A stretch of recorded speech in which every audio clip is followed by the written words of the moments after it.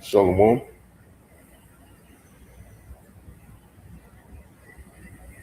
Shalom. God, let's get started. Miss Locker. I'm gonna try and do this lesson for the past hour. Esau been playing with me. See, why is it back on this?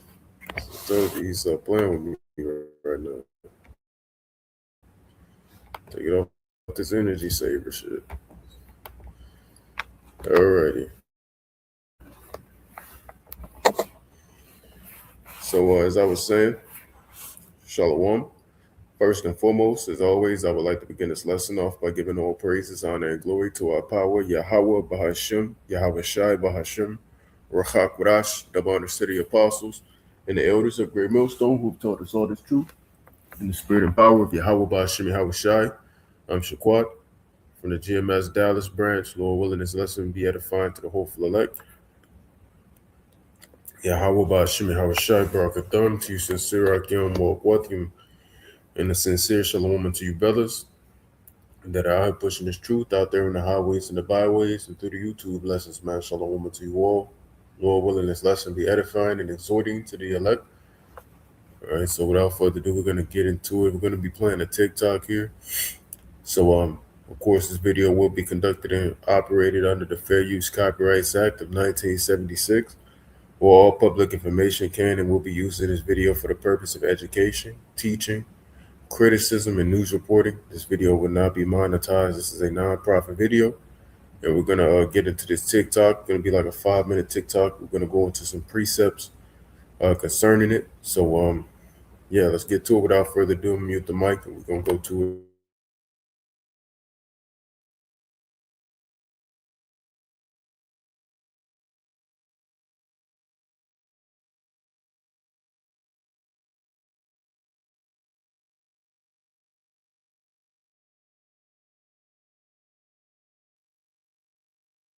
I just watched a TikTok asking the question of what is going the average American can no longer afford to live in this country. And a lot of the comments were saying, oh, we'll just move to Europe or move to another country or something like that. And, pretty much saying that they'll rescind their citizenship and move somewhere else, which in a perfect world, that's a good idea. You know what I'm saying? If you can make U.S.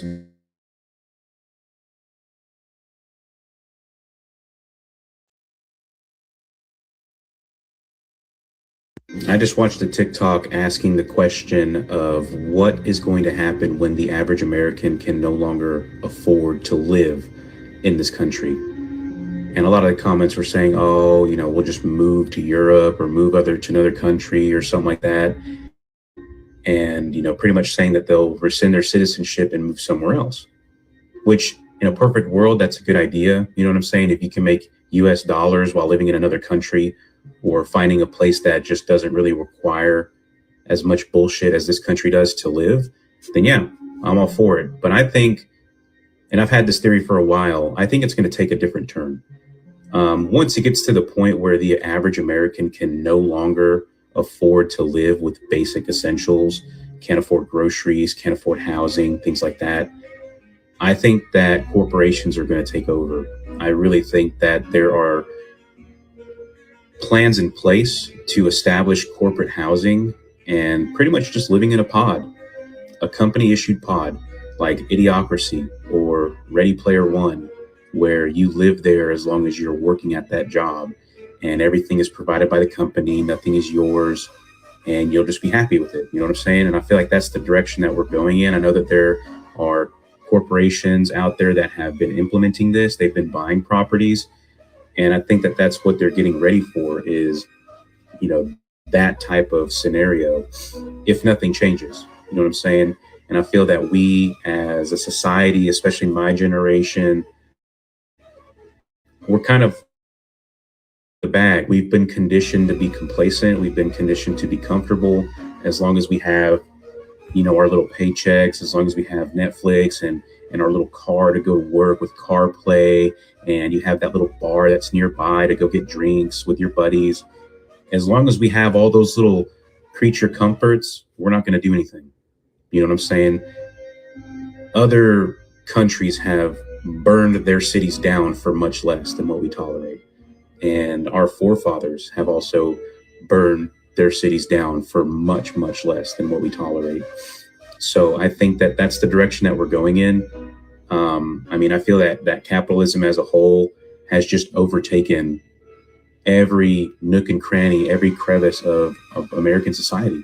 Everywhere you turn, somebody's trying to bleed you fucking dry. You know what I'm saying? Why is a gordita crunch from Taco Bell by itself almost $6, where you can get their big box with a combo and a drink for the same price? It doesn't make sense. You know what I'm saying? And I feel that it's just bottom line trying to expand that margin while paying as little as possible to the people who make it happen, those means of production. And what's also sad to see is there are people who advocate for these corporations and say, why should they pay you a livable wage? Why do you feel entitled to luxury? And they think that a living wage is a luxury and a privilege. You know what I'm saying? And well, learn a valuable skill. I did, so you should. I paid my house off, but they failed to mention that they live in bumfuck Kentucky, where the cost of living is fucking minimum wage, and their houses start at $60,000 for a fucking single wide. You know what I'm saying? They fail to tell you that. They fail to tell you that they're privileged in their life, that their parents help them buy a house, that their spouse makes good money, that they're a dual income household. Not everybody's living like that. And a lot of the places where folks want to live, not your bumfuck town, it's going to cost money. You got to pay to play. You know what I'm saying? And people can't just uproot and take a risk and move to a small town hoping that they're going to find a good job within 50 miles of said town. You know what I'm saying? I'm very privileged with my job. I work 100% remote, and I can live anywhere in the country as long as there's good internet, and I can make the same salary. And I'm blessed enough to be able to make a little bit over six figures with a little bit of overtime and bonuses. But I still empathize with people who are struggling, because I have family members who don't make as much as I do. And they have children who are just starting out in the world, and they're not going to make anywhere near what I'm making starting out as young adults. And they're just going to have to figure it out. And I understand that nobody's coming to help you. Nobody's coming to save you. But you should also learn to empathize with your neighbor, because God forbid something happens to you where you got to start over, or you get fired from your job, or your trade is no longer essential. You know what I'm saying?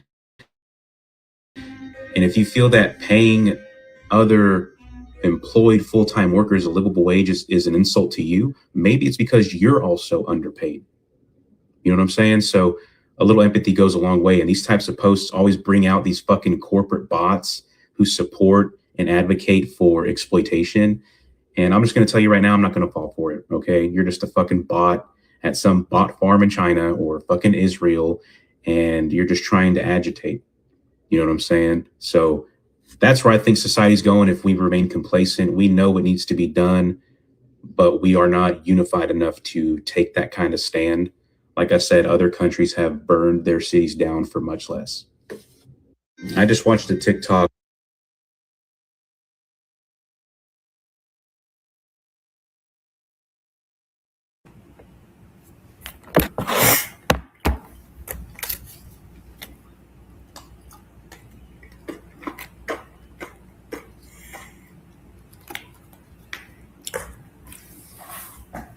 Salakia.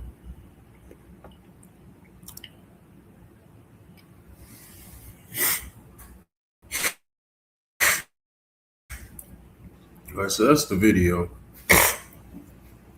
All right, in the video,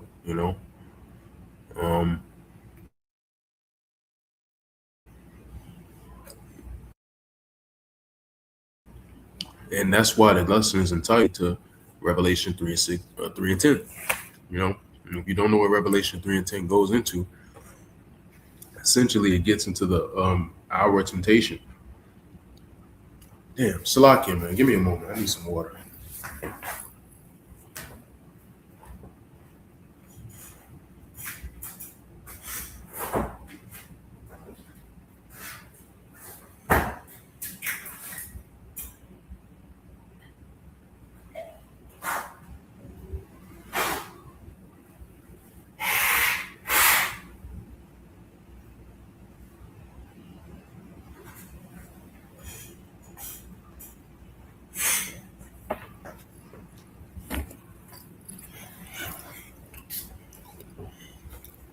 All right, Salaki for that. All right, essentially, all roads lead to that Revelation 3:10, which is the hour of temptation, which this when it's devil, which we're gonna get that precept, eventually, but that's when this devil will eventually mandate or implement and mandate as a first is gonna be voluntary, then it's gonna be mandatory to take the MOTB in order to still be in society and participate in society.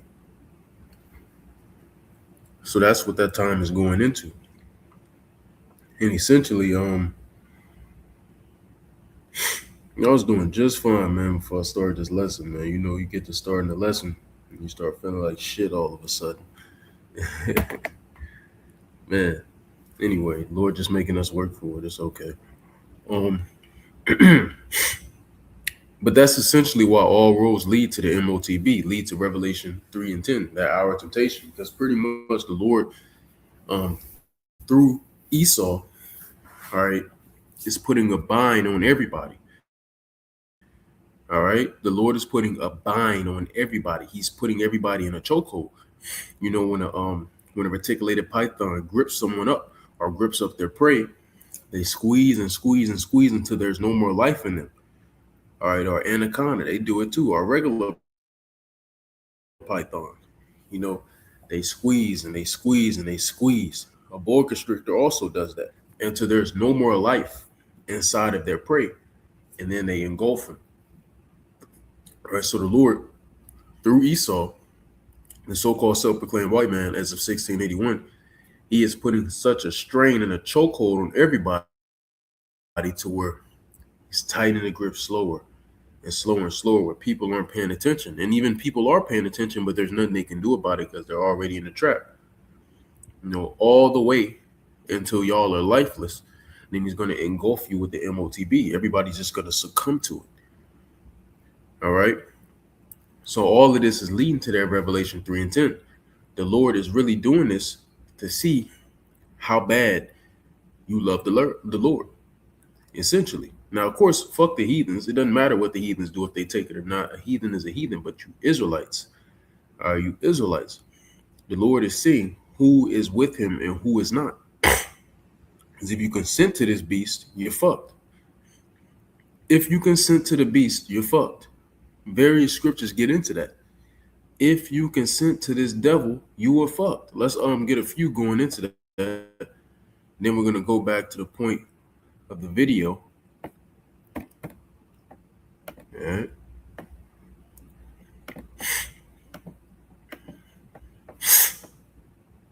It's a lot here, man. I'm through. I'm through out this bitch. Let me go here. Let's get this here. All right, this is our second Ezra 16 and 69. And it says, and they that consent unto them, talking about the beast. All right. There's a multiple scriptures talking about during the time of the Persians ruling, all right, which is where Ezra is at.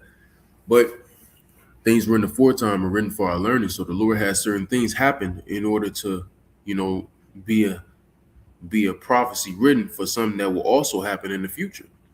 Scriptures are multifold. It could be used for multiple time periods. Like, let me try to break down what I said even better. There are certain things that the Lord allowed to come to pass in the ancient times, all right, to basically foretell what's going to happen in the future, if that makes sense, right? So this is one of those moments. So when it says, and they that consent unto them, it's really talking about those that consent unto the beast, which is in the time that we're in now, what the Apostle John saw on the Isle of Patmos, right? That's what that's talking about. Essentially, he had something happen at that time in the Persian Empire. On the way home, oh wow, she got off extremely early. They call her about Shemel shot, But anyway, he had something happen in this empire that will represent what will go on today, right? So if your spirit can receive it, this is talking about in this time concerning what John the Revelator saw on the Isle of Patmos. So it says, and they that consent unto them shall be had in derision. Well, now let's go into that word division. That too. But go into that word derision, Salaki.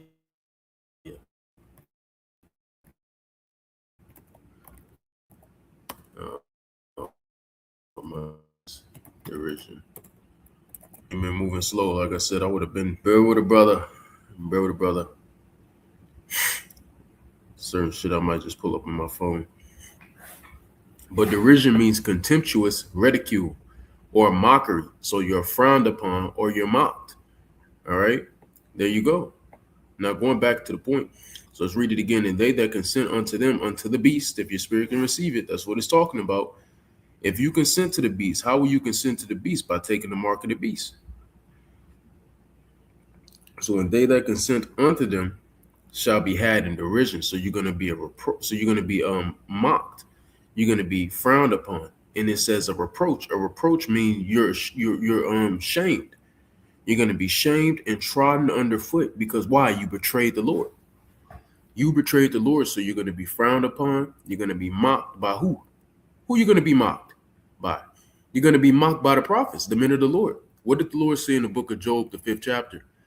The Lord said, at famine and destruction, thou shalt laugh. He's talking about we're going to laugh, the prophets, because the Lord is going to laugh through his men. When you go to Proverbs 1, the Lord said he's going to mock when their fear cometh. All right, when their fear cometh as the desolation and the destruction cometh as a whirlwind, all right, the Lord is going to laugh at these people. Through who?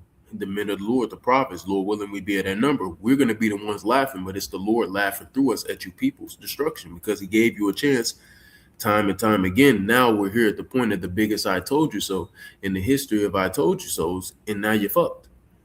So we told you, don't take the RFID chip. Don't listen to these other camps. Don't listen to the Christian pastors and none of that shit. Don't take the RFID chip. That is the mark of the beast. And a lot of people are going to take it, especially a lot of people who claim to be in the truth. They're going to take it. And you're going to be mocked and you're going to be shamed. We're going to frown at your ass through the spirit, and we're going to mock your ass through the spirit. And a lot of you people, you're going to consent to the beast. You're going to get the MOTB, and you're still not going to be able to eat. You still probably won't have a roof over your head. You're still going to be fucked.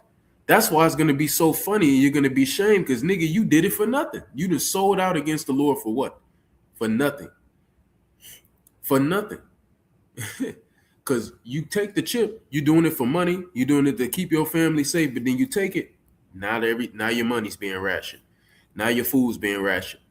Now you said one fucked up thing out in the public. Now they say, you know what, fuck it. You ain't gonna have no roof over your head no more. Now you're on the streets like a pilgrim in the earth, which you could have just been that and not had the chip. You know what I'm saying? So there you go. And then you're gonna be trodden underfoot because guess what? This devil still gonna come down on your ass with great wrath, chip or not. He's still gonna fuck your ass up. And the Lord gonna fuck your ass up with the chariots and the nuclear missiles. So, nigga, you through regardless. Not to mention another thing that proves you're gonna have a shame and reproach is when you go to the Revelation. It's Revelation 15 or 16. It's like here.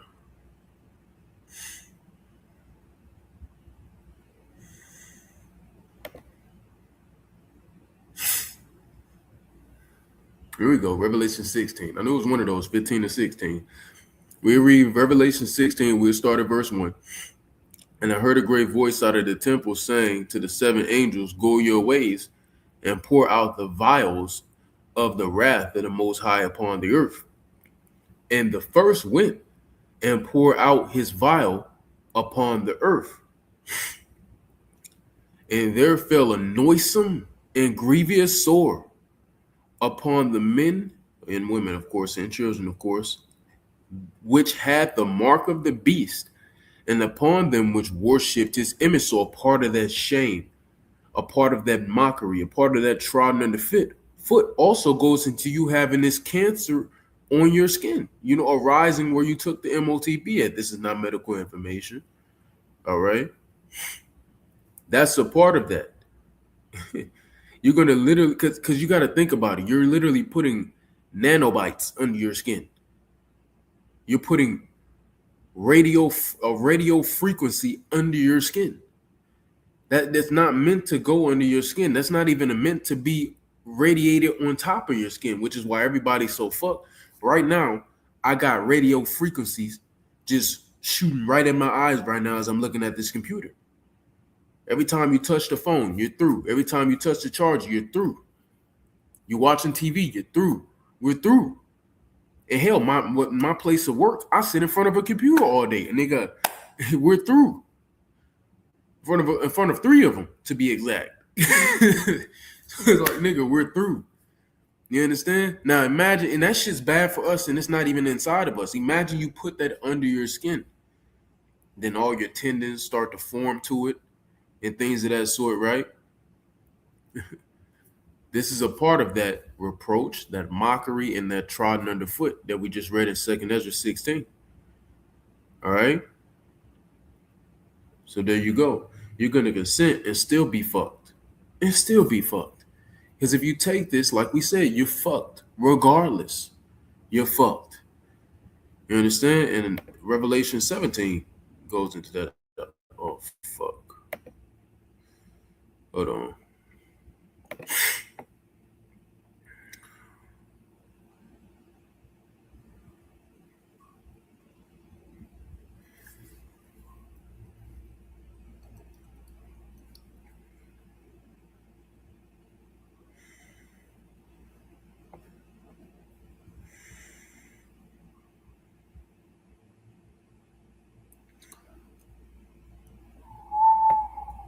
Maybe I'm thinking about Revelation 14.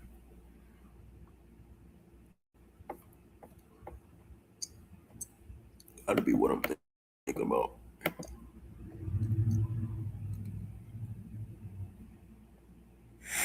Yep.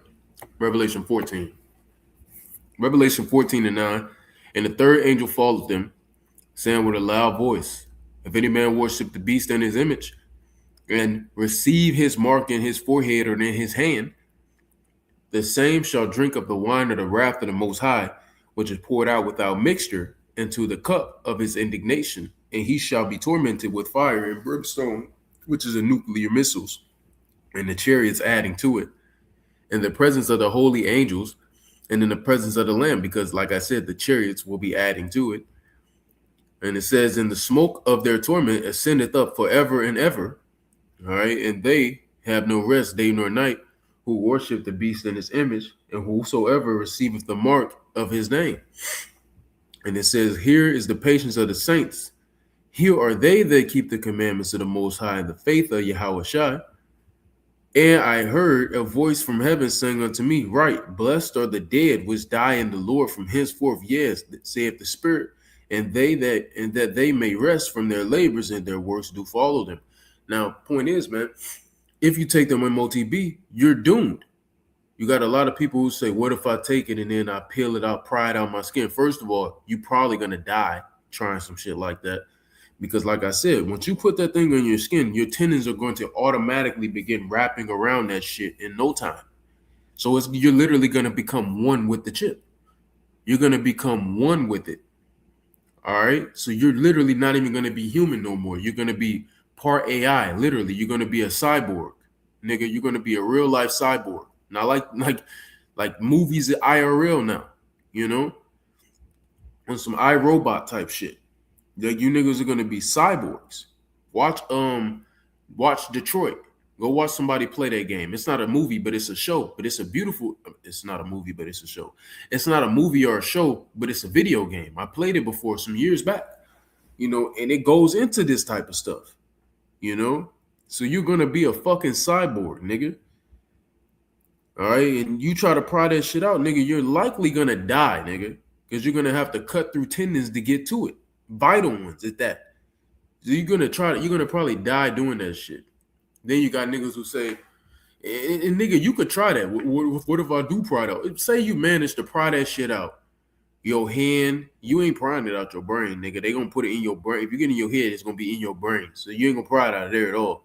But say you put it in your hand and you manage to pry it out successfully without dying.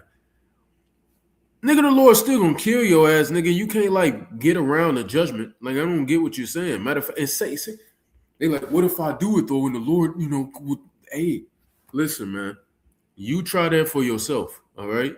How about you go test that out and we'll watch you test it out? We're not going to try that shit.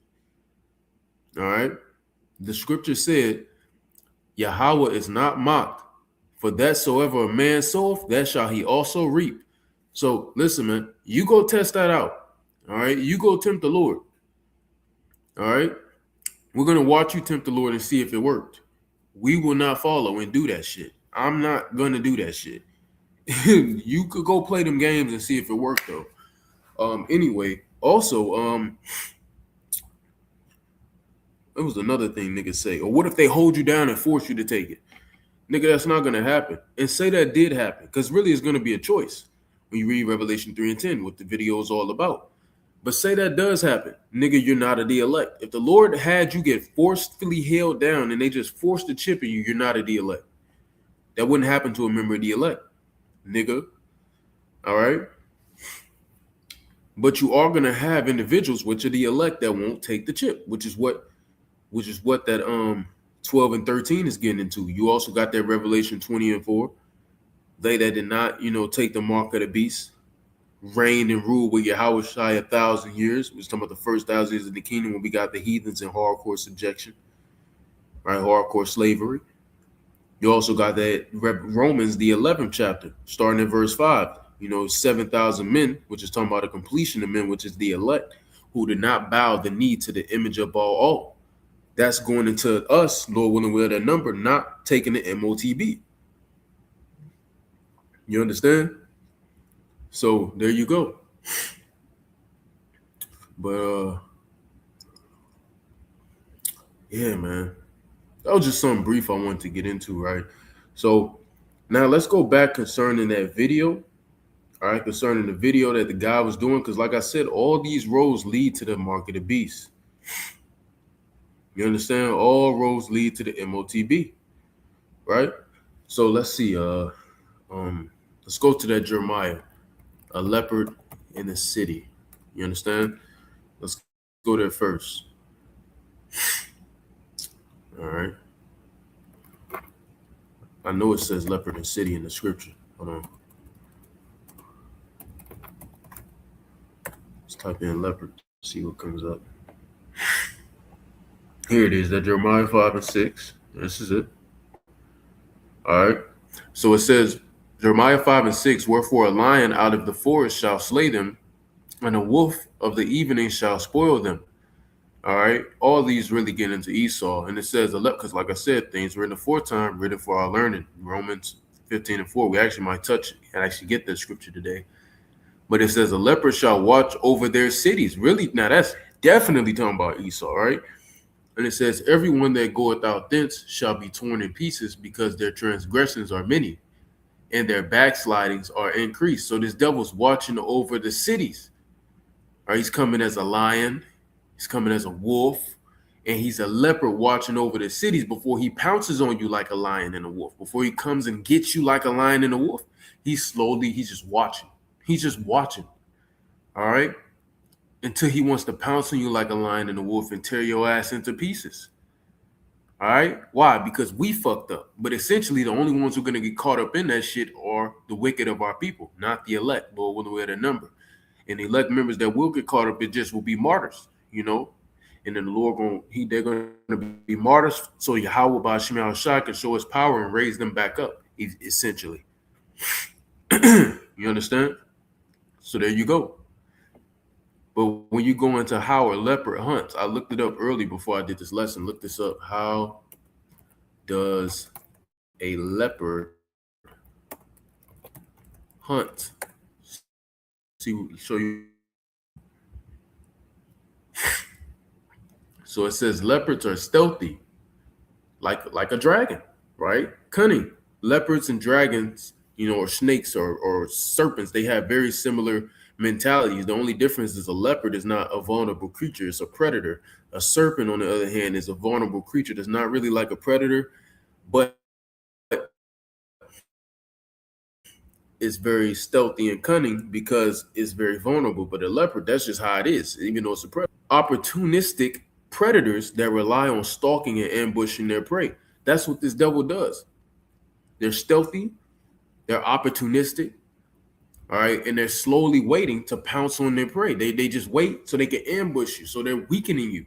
That's the whole point. Like I said, Yahweh Shem Shai through the elites, through these devils, are slowly weakening everybody, including the Edomites, including other heathens. They're weakening everybody, putting them in a chokehold financially, mentally, emotionally, physically. So then when it comes time to roll out this NWO, all y'all niggas just gonna succumb to it. You're just gonna here, just give it to me. Here, take it. I'll take that, take that, take that, take that. You know what I'm saying? That's how it's gonna be. Now it says often hunting at night, and technically he is hunting y'all at night right now because you people are asleep. The only ones that are awake are the elect. We are the illuminated ones on the right-hand side. These elites are the illuminated ones on the left-hand side, right? So we're not in darkness. Go read 1 Thessalonians 5. We're not of the night. We are of the day. All right, matter of fact, I'll get that real quick and read it. I'm going to get it on my phone here. Come on, man. All right, let me get that for you. 1 Thessalonians 5 and 8. I think it's 5 and 8. Well, that's one of them, but that ain't the one. 5 and 4. But ye, brethren, are not in darkness, that day shall overtake you as a thief. Ye are the children of the light and the children of the day. We are not of the night, nor of darkness. Therefore, let us not sleep as do others, but let us watch and be sober. For they that sleep, sleep in the night, which is the 2/3 of our people and the rest of these heathens. Because even the heathens that are awoken, they're woke, you niggas still sleep. You're a heathen, all right? So you're a part of that. For they that sleep, sleep in the night, right? This devil is hunting y'all in the night, but they can't get us because we're never there at nighttime. We're always in the day. We got it's night to everybody else, but we got those what they got it night vision. We got night vision, nigga. You can't get us, nigga. We see you, but everybody else don't because they're asleep. All right, we are nocturnal creatures, meaning it's always daytime for us. We're nocturnal and we're day creatures as well. So when the night comes, which we're in the night right now because everybody's asleep, we have those night vision. We had that night vision. We can see you, nigga. It's daytime for us, really. It's 24-hour daytime for us. And I say partial nocturnal because, some nocturnal creatures, they sleep during the day, of course. We don't sleep at all, nigga. We up, bitch, nigga. And I'm saying it through the spirit, of course. Obviously, we have to go to sleep. You're going to die if you don't go to sleep. If you don't get sleep, you'll eventually die. But we're talking about spiritually, of course. We don't sleep. Videos going up on this fuck nigga around the clock, 24/7, man. Brother's always constantly putting up videos. Now it says, and they that be drunken are drunken in the night. But let us who are of the day be sober, meaning conscious. If you're asleep, you're not conscious. Putting on the breastplate of faith and love, and for a helmet, the hope of salvation. All right, so there you go. So we are the day. But that's why this devil is going to be able to get you niggas because y'all are of the night. And another one to back that, let's get that 1 Peter 5 and 8. He going to 5 again. Be sober, be vigilant, because your adversary, the devil, as a roaring lion. So we got to be sober. We got to be conscious. Once again, we got to be vigilant. We got to be on our watch. Why? Because our adversary, which adversary comes from that word Satan. All right. So Satan, Shaitan, right? Who is the physical counterpart of Satan? This scripture is basically saying there's a physical counterpart for Satan. Who is it? Esau, man. The so-called self-proclaimed white man. Mainly the elites of them, because the lower level Edomites, they're going through it too, just like we is. So it says your adversary, which is the devil, which is the elites, essentially, as a roaring lion, right? Like we were getting into in this Jeremiah 5, right? Like we get into in this Jeremiah 5. Walketh about seeking whom he may devour. All right, whom he may devour. Who's he going to devour? These low-level Edomites, these other heathens. Oh shit! Hold on.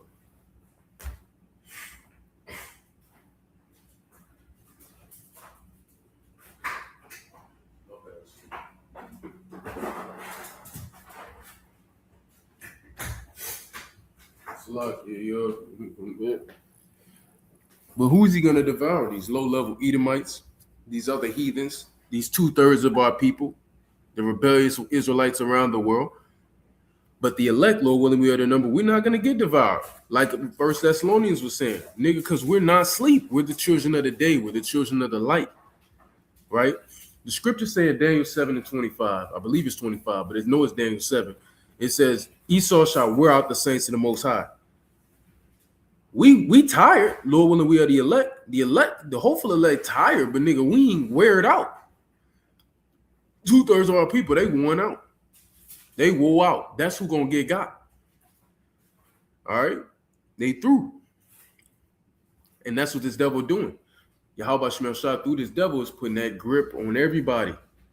All right?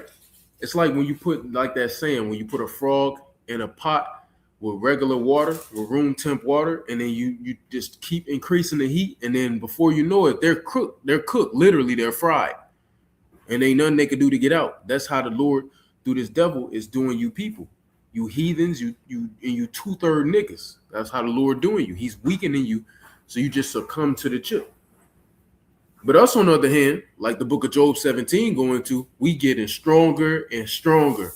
Lord willing, we of that number. We're getting stronger and stronger. Every day that go by, the Lord is increasing the elect. Lord willing, we're of that number. He's increasing the hopeful elect. While this devil continues getting weaker and weaker and weaker, which is why he knows his time is short, which is why he's going to have to come down with that great wrath. Right? Now it says in verse 9, whom resist steadfast in the faith, which will be the elect, knowing that the same afflictions are accomplished in your brethren that are in the world. All right, so this devil, how he going to devour you? He going to have you take that chip. Y'all going to take that chip. That's how the nigga going to devour you. He's going to devour you with his philosophies, etc.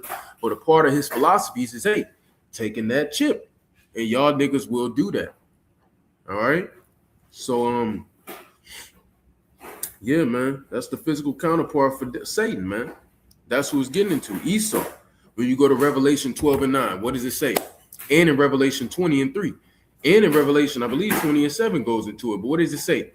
That old serpent called the devil and Satan. So it shows you that there's a physical counterpart. Satan has a physical counterpart on earth. It's the so-called white man, mainly the elites of them, the modern day Chaldeans. All right? That's who it's getting into. All right, so there you go. Salaki, just bear with me a moment. All right, so let's go back to that. So you see, we just read all that. Right, how a leopard hunts. That's how this devil does it. All right, come on now. There we go. So we gonna read this again. Jeremiah 5:6. Wherefore, a lion out of the forest shall slay them, and a wolf of the evening shall spoil them. A leopard shall watch over their cities. Even one that goeth out thence shall be torn in pieces, because their transgressions are many, and their backslidings are increased. All right, so there you go. All right, so let me see where I want to go next. Where to next? Let's get this Job 1. Since we just basically touched on how Satan has a physical counterpart on earth, let's go to Job, where we can see what Satan literally did. All right, what Satan actually did. All right. As a matter of fact, we're going to get that in the G&T. Job 1 and 12 G&T. We get that in the G&T, as I was reading in the G&T earlier. All right, there we go. Basically, when the Lord and Satan, all right, made a bet, and it gets into that bet also in Job, the 2nd chapter, which we had touched on that as well, Lord willing. All right. So this is the Lord and Satan making a bet, all right? And they made a bet up here. Satan touched Job. The bet was made up here. But we're going to start at 12. Now it says, Job 1 and 12, all right. Yahweh said to Satan, everything he has is in your power, but you must not hurt Job himself. And he did. He was able to hurt Job. Basically what that scripture says in the KJV, if I'm not mistaken, it goes, actually, I have it right here, right? It goes into him not being able to kill Job. Don't kill him. All right, so that's what it meant, putting out forth thy hand, meaning don't kill Job. But he was able to put hands on him. He was able to hurt him. All right, Job was going through it, getting took on up through there. All right, but not hurt Job himself, so Satan left. Now it says, one day when Job's children were having a feast at their home of the oldest brother, a messenger came running to Job. We were plowing the fields with the oxen, he said, and the donkeys were in a nearby pasture. Suddenly the Sabians attacked and stole them all. They killed every one of your servants except me. I am the only one who escaped to tell you. That's tough. That's tough, man. Instantly the Job just started getting shit took from him. Let's go on. Behold, he had finished speaking. Another servant came and said, lightning struck the sheep and the shepherds and killed them all. I am the only one who escaped to tell you. Who?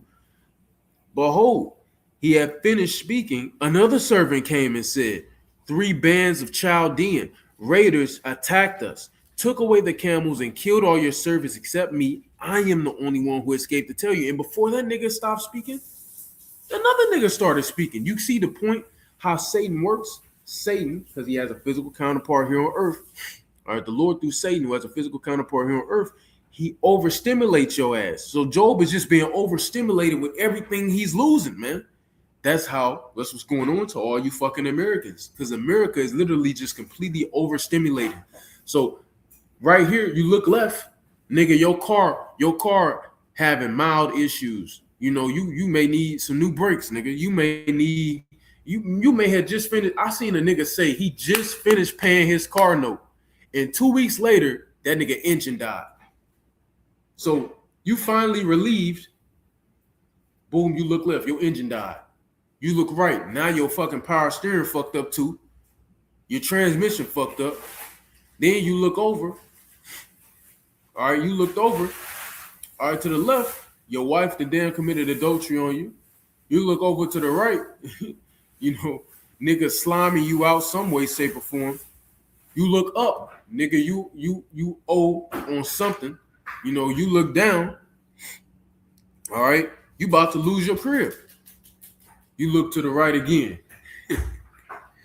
Your job fire your ass. Nigga, you just getting constantly overstimulated with bad things getting stripped from you, things that are fucking your life up. I'm just giving you some examples that were coming to mind, but Babylon is just so overstimulated, and that's how Job was getting did. He was getting overwhelmed, overstimulated with everything he was losing. And he was just getting stripped of things. And Satan did this. That's how Satan works. That's how you know the physical counterpart for Satan is this devil, man, starting with the elites. That's how you know, because he does the same thing. He's constantly taking from you Americans, stripping you, overstimulating you while doing so. All right? Never giving you no rest.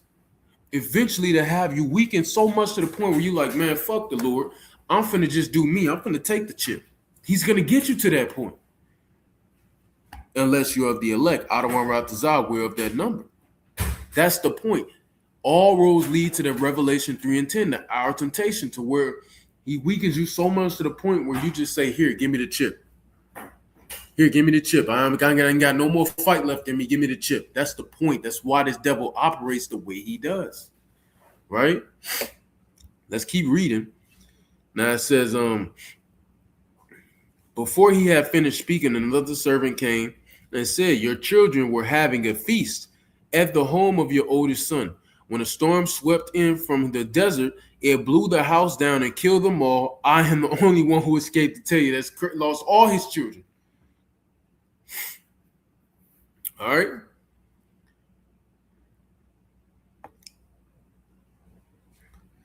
Then Job got up and tore his clothes in grief. He shaved his head and threw himself face downward on the ground. He said, I was born with nothing and I will die with nothing. And there's multiple scriptures that go into that, Ecclesiastes, etc. The Lord gave, and now he has taken away. So he acknowledged the Lord is doing this. May his name be praised. So show you Satan don't go off on his own whim. The Lord allowed him to do this. The Lord gave him the go ahead. In spite of everything, that had happened, Job did not sin by blaming the Most High. So Job still held in his integrity. So that's why the Lord has this devil doing this to see who's with me, who gonna have their integrity, who gonna hold the integrity, who's not with me, who ain't got no integrity, who ain't gonna hold fast till I come. That's the point. It's to test who the fuck gonna fail and who the fuck ain't gonna fail. Who gonna get an A, who gonna get an F. That's the point. It's only A's and F's, nigga. You either pass that motherfucker with an A or you fail this motherfucker with only an F, nigga. There's only two options. There ain't a B and a C. Passing grade. No, nigga, you need an A or an F, nigga. That's how the Lord's gonna do this thing. All right. So this shit only gonna get worse. And that shows you that the physical that Satan has a physical counterpart on earth because Esau operates the same way. The Lord gave Satan the go-ahead, and this is exactly how this so-called white man operates. This is exactly how the elites operate. This is exactly how this nigga does. This is how he gets down. You go to Job, the 2nd chapter. Let's see what it says in this GNT. The Lord called Satan up. Basically it's going into the bet all over again, essentially. So the Lord is basically sent Satan to test him again. So chapter 1, Satan was sent to test Job by the Lord, and the Lord sent Satan to test Job again. So another time, and he began to do that. All right. And Job, when you read, he held faithful. He held strong to the faith, but his wife was like, curse the Lord and die, nigga. And Job was like, nigga, you sound like one of the foolish hoes. You sound like one of the foolish women. You know what I'm saying? So I say that to say some of your wives may fucking betray your ass. You understand? You have to be ready for the worst case scenario. Now, Lord willing, that don't happen to you, but look at Lot's wife. Look at Lot's wife. The scriptures say, remember Lot's wife. She backtracked and she got turned into a pillar of salt because of that. Right? So anyway, this showing you how Satan operates, showing you this is the same way this devil operates. Satan has a physical counterpart here on earth. He's working through this devil. Now, when you go to John, the 10th chapter, in the 10th verse, now essentially this chapter is getting into a good shepherd and a bad shepherd. All right, so this verse of verse 10 is really going into a hireling. Come on, man, you knew what I meant, so just go to it. So essentially it's going into a hireling, but you can also use this concerning Satan because scriptures are multiple scriptures. Now, I'm telling you, I'm verifying it. This is getting into a hireling. But you could just say this is Satan too. I mean, this is the devil too, which essentially, yes, Satan, the adversary. The thief cometh not, John 10:10, the thief cometh not, but for to steal. This nigga's a thief, and all he does is come to steal. Steal what? Your energy, man. Steal your energy, steal your goods, everything. And to kill your ass, because through that he's killing you, and to destroy your ass. Because that's what this devil was set up to do. Now it says, I am come that they might have life and that they might have it more abundantly. That's why we need Yahushua, because he's going to give us life. He's going to revive us, essentially. He's going to save us out of this death, destruction, and theft. All right? While this devil continues trying to steal, kill, and destroy your ass. He's a harvester of energy, which is why he wants to put a chip under you. Because essentially, when he puts the chip under you, you're going to be a walking data collector, nigga. Every time you walk by something, you're going to be collecting data into your body, and it's going to go straight to the towers, nigga. You're just going to be a walking data collector, a walking energy harvester, nigga. That's all you're going to be. That's how this devil is. And he's constantly stripping everybody of their energy, all right? Stripping everybody of their energy to weaken everybody to the point where you put your hands out, you put your head out so you can get it in your brain, or you lay down on under the chopping block so you can get it put in your brain. Or you just sticking your hands out. Give me the chip. I'll take it. Fuck it. I need to feed my family. Nigga, fuck your family, nigga. If you have faith in the Lord's going to provide for you and your family. All right? I wish the devil would come up to my ass. Lord willing, I keep this same energy, of course, but I wish the nigga would. Man, hey, you do this, man, your family going to die. Nigga, fuck my family. Well, that nigga ain't going to know what to say. Nigga, kill me, nigga. Kill me, nigga. And I hope to the Lord I had that same mindset in that day. Kill me, nigga. You doing me a favor, bitch. You mean tell me I get to go to sleep for a moment, wake up to the kingdom, nigga? Kill me, nigga. Do it. And that's what this devil gonna come down like that. So nigga, you better have the Lord on the front of your brain, nigga. On the front of your membrane, nigga. On your what they call this shit, it's like a prefrontal cortex, nigga. Better have that shit on the front of your brain, nigga. All right? Cause this devil gonna come down, nigga. What you gonna do?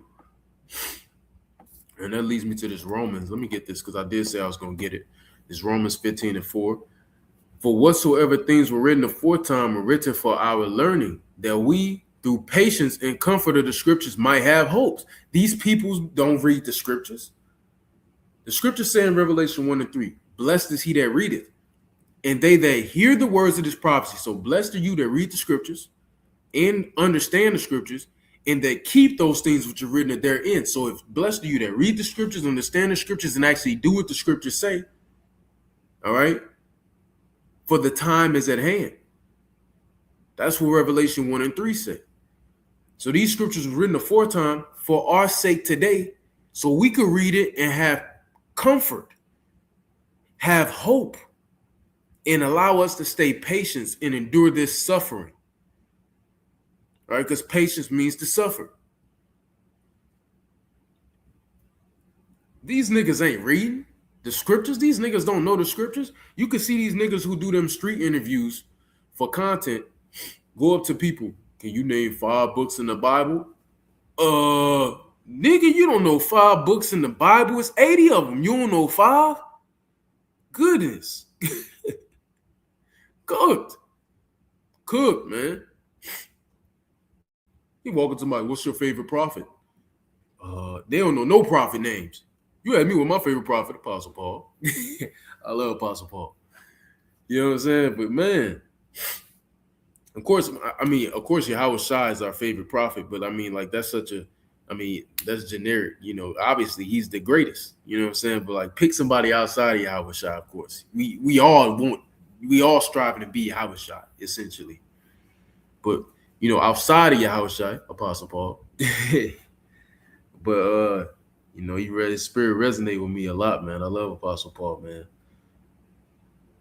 But let's see. So yeah, man, the Lord's sending these scourges to destroy people as a warning, you know, and that's what we're finna get right here out of this 2 Ezra 16. We're gonna jump to the point. Verse 19.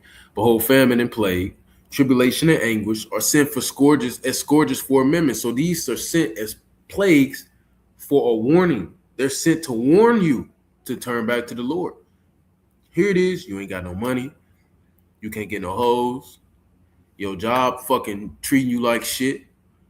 You can't afford shit. Everything just going bad for your ass in life. You're stressed. You're overwhelmed, etc. All these things are the Lord telling you, hey, nigga, turn back. This shit about to get bad. And niggas still won't listen. Niggas still won't hearken to the words of the Lord. Niggas still look at the prophets out there in the highways and hedges like we're goofies. Like we're fucking goofies. Like we don't know what we're talking about. That's why in that day we're going to laugh at your dumb ass. Because the Lord is sending you warning right now. And you niggas don't want to listen. And it says, but for all these things, they shall not turn from their wickedness, nor be always mindful of the scourges. So the Lord sending these scourges to warn you. Hey. Salakia. The Lord sending these scourges, all right, to warn your ass to turn back to him. But even then, you still ain't turned back. So, I mean, what else do you expect the Lord to do? What have you left the Lord with? Outside of just fucking your ass up, nigga. You gave him no choice. He sent these troubles. He's making you struggle in life just to be like, hey, just turn to me. I got you. And you like, man, fuck that, man. I'm going to get right with you when I'm ready, nigga. I'm finna still, whatever. What do you expect the Lord to do with that? Nigga, you gave him no choice but the 2 Ezra 9 and 12, your dumb ass. You gave him no choice. And through this devil, he's sending these plagues, harming you. So you could turn back, and you still won't do so. So what do you expect the Lord to do? You're leaving the Lord no choice. He gotta fuck you up. All right. He got to. Now, concerning what the guy was going into in the video, let's touch back completely on the point, which we ain't got off the point, but concerning what the dude was saying in the video, let's go to put this in the ESV. ESV and the AMP, I like what it say. Let's put it in the AMP.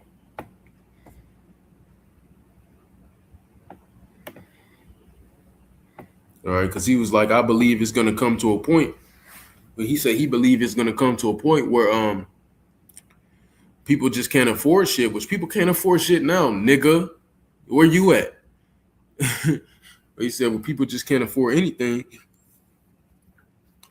These corporate companies are just going to start harvesting people and basically creating these pods where they get you a living situation that's near the company, or on the company premises, and you just live there and work, which I know a brother, I'm not going to say any details, but he's in a similar situation to that. His, company is essentially paying for his living arrangement near where he's going to be working.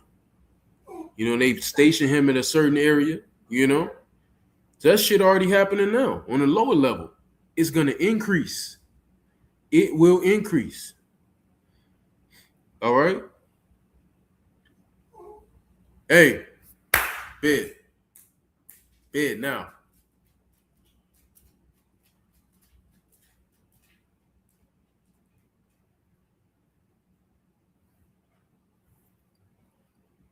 This little nigga, man. Salakia. So let's just read it. Isaiah 5 and 8.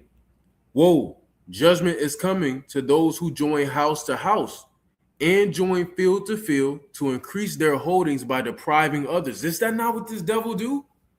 This devil joins house to house, meaning what? He puts everything on top of each other. Look at your downtown areas. Look at the cities. Look at these apartments. An apartment is wicked as shit, nigga. Apartments are wicked, nigga.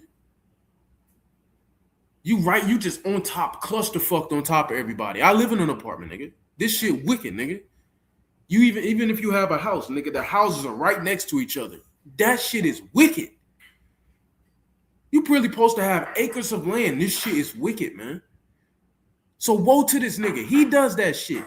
He just puts everybody in a clusterfuck, all right, and strips everybody of everything just so he can increase his own good. What has Donald Trump done since he got in office? Got richer and got his other rich friends around him richer, nigga, while everybody else getting poor. And that nigga said he don't give a fuck. And that nigga said he don't give a fuck. He said it, nigga. He said, I don't give a fuck about the gas prices going up. I don't give a fuck about the cost of living going up and people can't afford. I don't give a fuck. He said it, nigga. Look it up. He said it some months back. He said it some months back. All right. So let's read that again. Woe, judgment is coming. This is the AMP, of course. To those who join house to house and join field to field to increase their holdings by depriving others. That's what this nigga do. That's essentially what the nigga was going into in the video. With he don't even know it. Come about the corporate pods.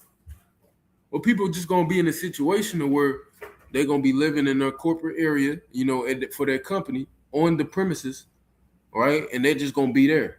And they're going to have a little small shopping centers. It's going to be essentially like a 15-minute city. And 2nd Esdras 15 goes into that a little bit. Various scriptures go into that 15-minute city shit. But 2nd Esdras 15 gets into that a bit. Let's read that verse. 2nd Esdras 15, we're going to jump to the point.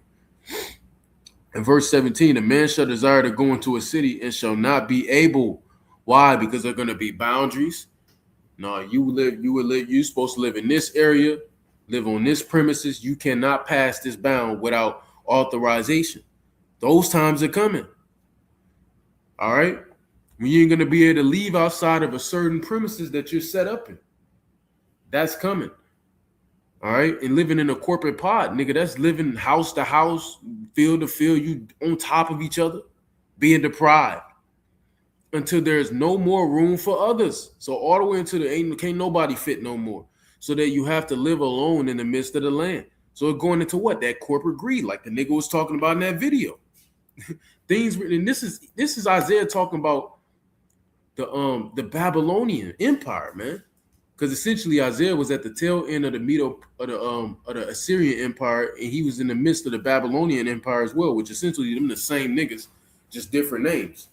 You know, the Assyrians and the Babylonians, because the Babylonians are the Assyrians. All right, just different names. All right, but yeah.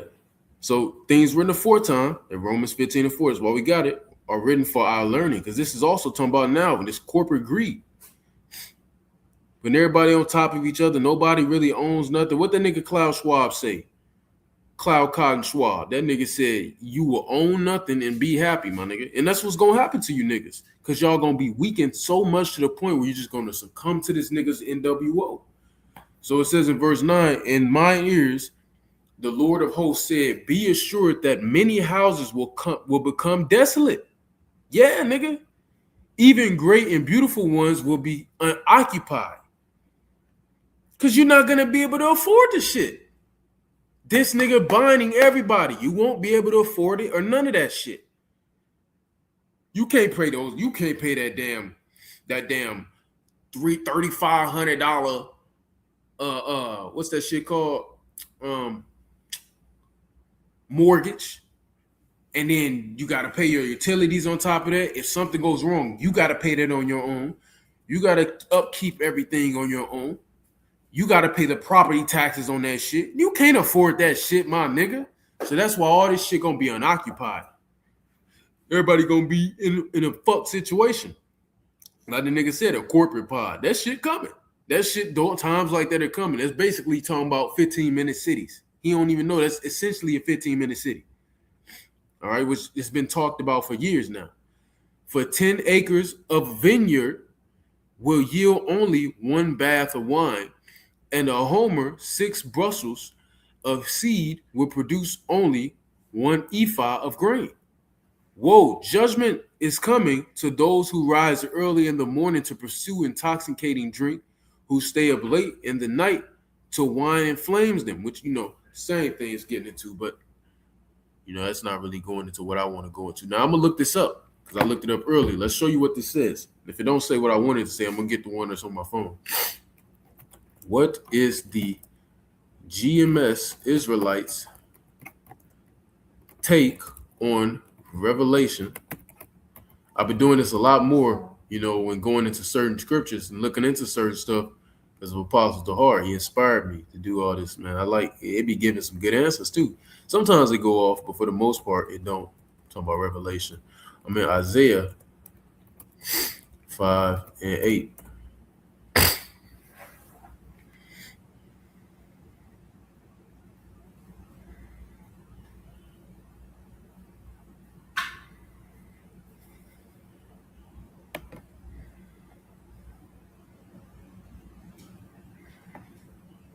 Nah, I don't like what this one say. I said the GMS Israelites take. See this shit playing? I'm gonna get the one that's on my phone.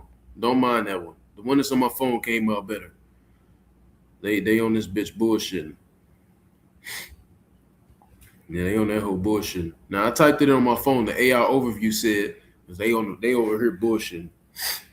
The Israelite camp Great Millstone GMS views Isaiah 5 and 8 as a direct condemnation of capitalist greed. And is not America a capitalist state? Let's look that up. Is America a capitalist country?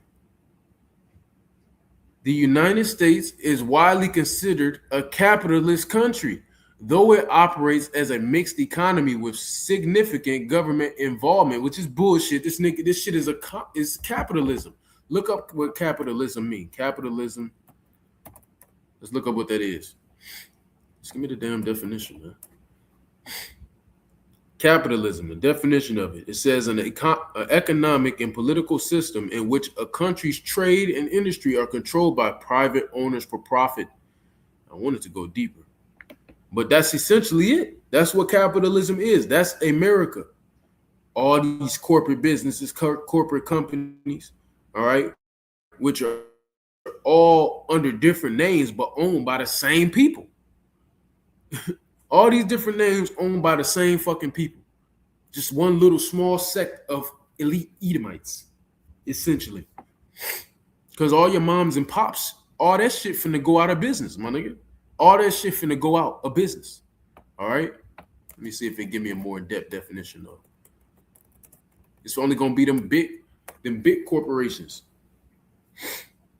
Now it says capitalism is an economic system in which private individuals or businesses own the means of production, such as land, capital, goods, and natural resources, and operate them to produce goods and services. The production, pricing, and distribution of these goods and services are largely determined by market forces rather than central government planning. There you go. You can't make this shit up. And it goes to the core principles, etc. This is a capitalist state. America's a capitalist state. Ain't no power to the people here. Nigga, it's power to a small few of rich ass niggas who got control over all the fucking resources, my nigga. That's capitalism. Where the people don't get shit, but these large corps which are run by a select few people, the elites, and those under the elites that are still high up, they get everything, they get all the profit, they benefit, while everybody else who's giving them, who's putting in all the dirty work for these niggas to get all that profit, get nothing. There's no reason all the money that all the revenue that is generated by these big corporations, they paying their employees anything under $50 an hour. There's no reason anybody should get paid under 50, nigga. And I'm being generous. It's a nigga still out here, a grown adult, somewhere in America right now, making $7.25, because that's still the federal minimum wage today, still making $7.25 an hour. It's some fully grown American making that money right now. This is some bullshit, man. This is some bullshit. Now let's get back to what I was saying here. The Israelite camp, GMS, views Isaiah 5 and 8 as a direct condemnation of capitalist greed, gentrified real estate monopolization, and systematic oppression by the elite. That's what we do. That's how we feel about that. Well, no, Slakia. That ain't how we feel about that scripture. That's the truth concerning that scripture through the spirit and power of Yahweh by Shemi Hawashai. You understand? That is how we break it down through the spirit. Right?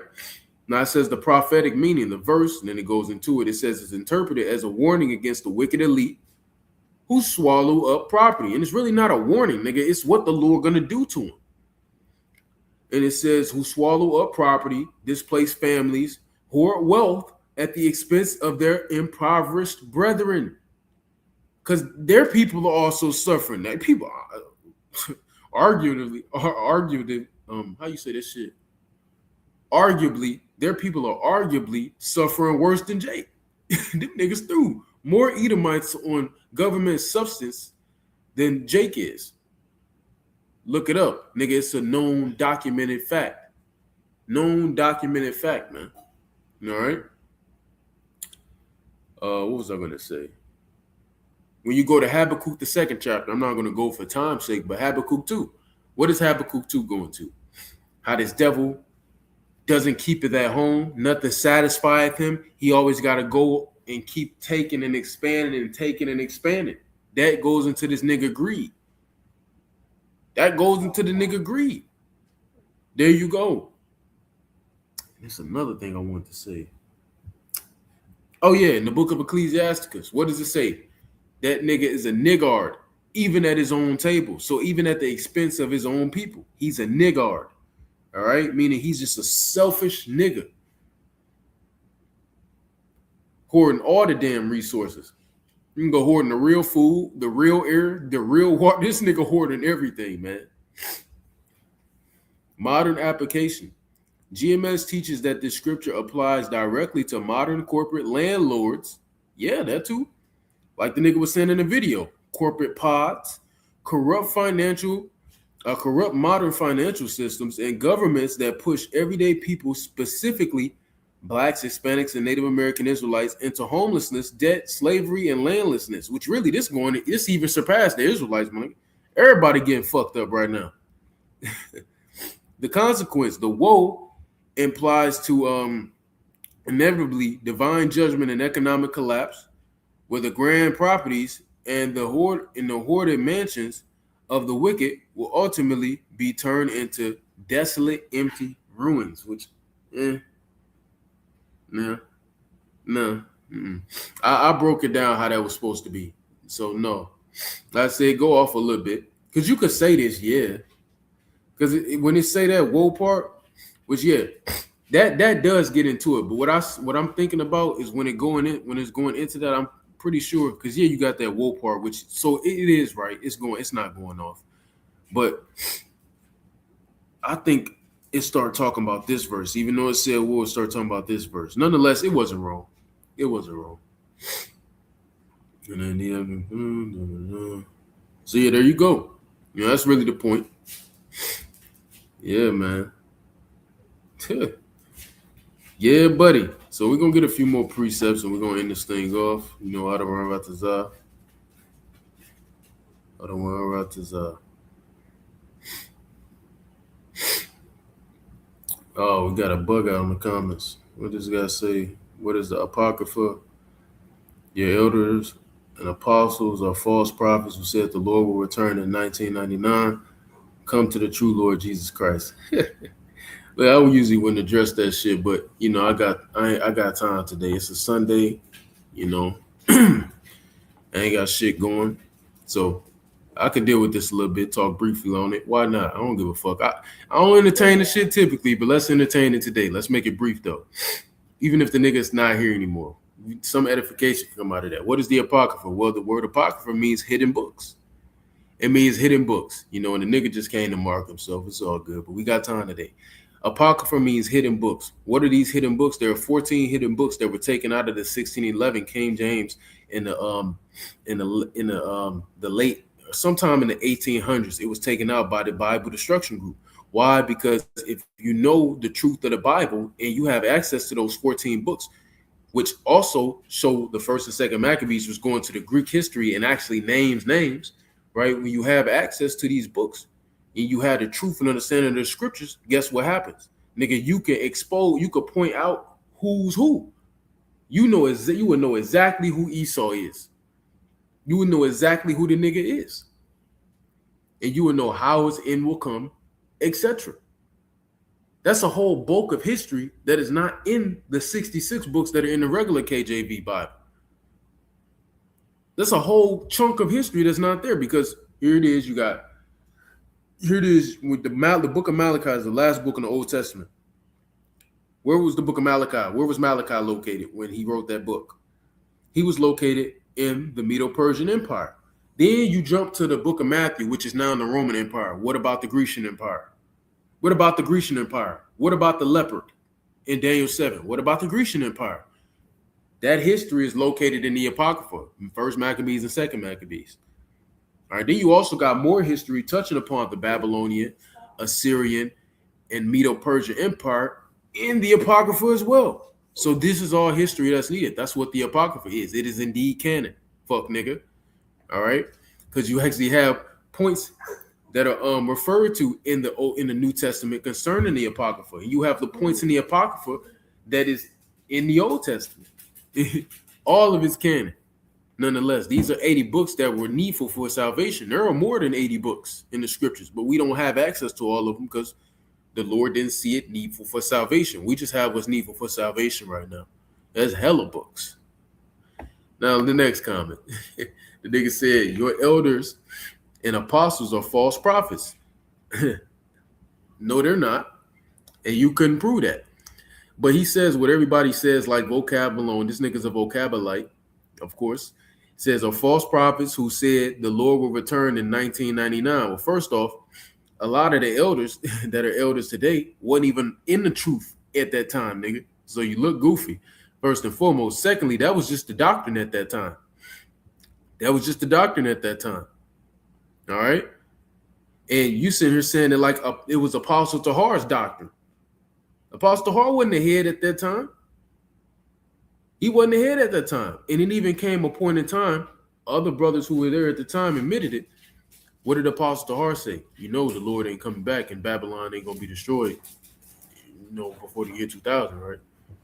So, no, he's not a false prophet. Goofy. They're not false prophets. And if we're false prophets, why is everything that the Lord is saying through us coming to pass? Who else do you know breaking down prophecy like Great Millstone and like-minded brothers? Nobody. Nobody. So here it is, you coming with this false BS once again. Once again. And the apostles say countless times, just like the scriptures say, that's why they say it. We don't know the day nor hour, but we're measuring the times diligently, like 2nd Ezra, the 9th chapter goes into, because we can measure the times and see, okay, it may happen within this certain amount of months. All right. But ain't no set year on it. And that was just a doctrine at that time. That was just the doctrine at that time. Anyway, so try again, nigga. And nigga said, come to the true Lord Jesus Christ. Jesus Christ ain't the Lord, nigga. You see my channel, bitch, nigga. What the channel say? Yahweh Shai is king. That's the true Lord. Yahweh Shai Hamashiach. Jesus Christ is Caesar Borgia, a so-called white man, all right, from the Renaissance era, all right, who was from the real crime family, the original crime family. He was a faggot. That's the fuck he was. So no, nigga. No. And did you know that Jesus Christ translates into Latin to earth dirt? So you worshiping, you want me to come worship a earth dirt nigga? A dirty earth ass nigga? That shit don't make no sense. Anyway, like I said, I usually wouldn't entertain it, but I had time today. I just wanted to entertain a little bit, a little bored. You know, hey, bring some excitement, nigga. Anyway, I wish he said more. I got time today. He should have said some more shit. I have time today.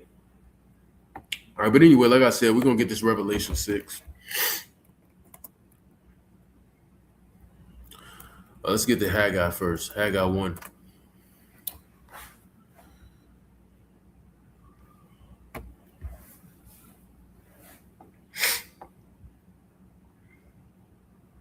They false prophets. They taught it's in 1999. Like I don't know what my elders taught in 1999, nigga. Like I wouldn't know. Like I just joined the group and I don't know what the fuck going on. I start following GMS. And I don't know what the fuck going on. I know what my elders taught at that time, nigga. And I know who was the forerunner of this ministry. And I know the years that it started around. Nigga, you ain't here to teach us, nigga. We know what it is, man. We ain't just joined this shit willy-nilly, nigga. We not zombies like the IUIC and all these other groups, nigga. We're not zombies. We do the research. We are the spiritual modern-day Church of Berea. And I say that confidently. We are the modern-day Church of Berea. Because we search things out just like they did. That's why they were heavily commended by the Apostle Paul. When you read the book of Acts 17. Anyway, let's move on past that shit. This is this email. Okay. All right, anyway, let's move on. This is Haggai 1:6. It says, ye have sown much. Our things written aforetime are written for our learning. Ye have sown much and bring in little. Ye eat, but ye have not enough.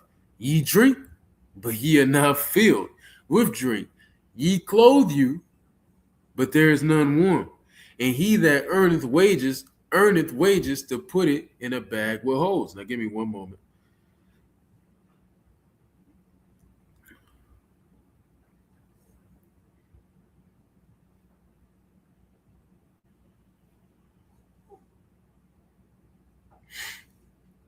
Let that nigga out. Well, tell him stop bitching. It's a lot, y'all. All right, so what was it? Where was I at? So this is pretty much Haggai talking, because Haggai existed during the let me see, because I fucking forgot. I think it's the Persian. Yep, I have to look it up real quick. I ain't want to be wrong. But yeah, like I was finna say, the Persian Empire, the Medo-Persian Empire, that's where Haggai was located. So he was talking about this time period, but like I said, like we went into Romans 15:4, things written aforetime were written for our learning, right? So ye have sown much and bring in little. Ye eat, but ye have not enough. Ye drink. So nigga, you going to work hella hard and barely getting by. That Isaiah 5. All these other scriptures, nigga, is draining you. So eventually you just succumb to the MOTB. You working hella hard, still ain't got shit. All right. You drinking, but you still ain't the fluids ain't satisfying your body. It's not giving you any nutrients because everything is poison here. Ye shall drink poison and still live. That's in the book of Matthew. Ye clothe you, but there is none warm. All right. He that earneth wages to put it in a bag with holes. So you earning wages. It's like as soon as you get your paycheck, nigga, everything gone. I can attest to it. As soon as you get your paycheck, the whole check gone automatically. You got to wait till next week. And if you buy weekly, you got to wait another 2 weeks, nigga. That shit crazy. Right? Now it says, thus saith the Lord of hosts, consider your ways. All right? Consider your ways. So the Lord sends these scourges so you can consider your ways. Like he said in 2nd Ezra 16. These scourges are sent for amendment because these are scourges. These are plagues. And the Lord doing this so he can say, consider your ways. Turn back to me. Seek ye the Lord while he may be found. Call ye upon him while he is near. But Jake still ain't going to turn back to the Lord. Still going to refuse to turn back and hearken to Yahweh Ba'ashem, Yahweh Shai. Right? Now, just going into this last scripture. Then we're going to end this thing off. All right. I've been going longer than I wanted to anyway, but that's the spirit. Now, this is Revelation 6. We started 3. We started 3. Now it says, and when he had opened the seal, the second seal, I heard the second beast say, come and see. And there went out another horse that was red, which red represents crime. All right. And power, and also blood, of course. And power was given to him that sat thereon to take peace from the earth. So this devil, this is going to this devil, he's been set up to take peace from the earth, that they should kill one another, and that there was given unto him a great sword. Because that's how this devil does. He goes and take everything with the sword. Right? He takes everything with his sword, man, because that was his blessing. Read the book of Genesis, the 27th chapter. All right? So he's come to take peace from the earth, everything. And that's what this devil's doing. Nobody's satisfied in America or the earth, quite, but mainly America. Everybody's stressed out, overstimulated, and broke, poor, etc. Ready, one moment away from crashing the fuck out.